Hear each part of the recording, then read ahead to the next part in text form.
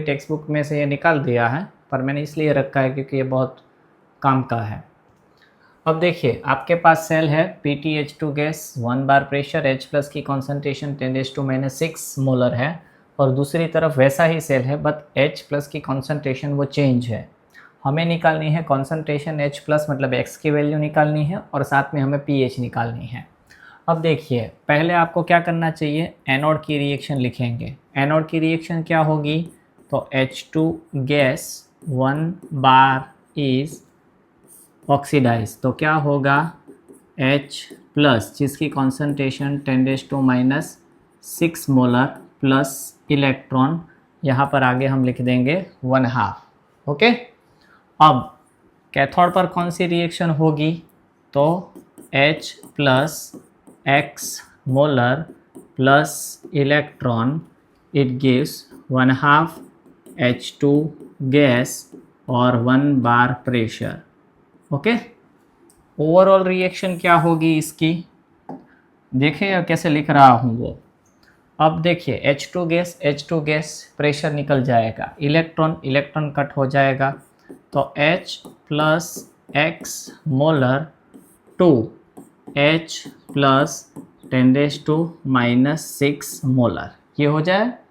अब हम next equation लिखेंगे E cell is equal to E0 cell minus 2.303 RT upon NF log, चलो क्या कहा था मैंने, प्रोडक्ट मतलब concentration of H plus of right side divided by concentration of H plus left side. अब देखिए, E सेल की वैल्यू हमें दे दी है 0.118। अब इसमें हमने E0 सेल नहीं निकालना है, क्यों, क्योंकि दोनों साइड हाइड्रोजन गैस है, और हाइड्रोजन गैस है तो उसकी वैल्यू 0 ही हो जाएगी, निकाल दें। अब 2.303 टेम्परेचर देखिए कह दिया है 298 केल्विन टेम्परेचर, मतलब ये क्या होगा 0.0591, N मतलब एक इलेक्ट्रॉन लिया है, लॉग। अब ये देखिए H प्लस की concentration 10⁻⁻6 divided by X।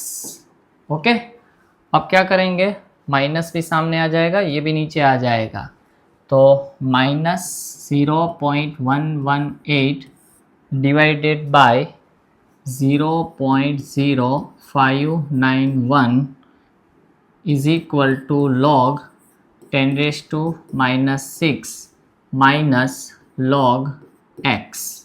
Okay, अब देखिए इसकी जो डिवीज़न है वो क्या होगी, तो 0.118 डिवाइडेड बाय 0.0591, तो हमें आंसर मिलेगा 1.9966 माइनस है, आप इसे करीब करीब 2.0 भी लिख सकते हो। Okay, is equal to log, हाँ, अब इसमें आंसर क्या हो जाएगा, याद करो मैंने कह दिया था आपको कि जितनी पावर उतना आंसर, -6 लॉग X।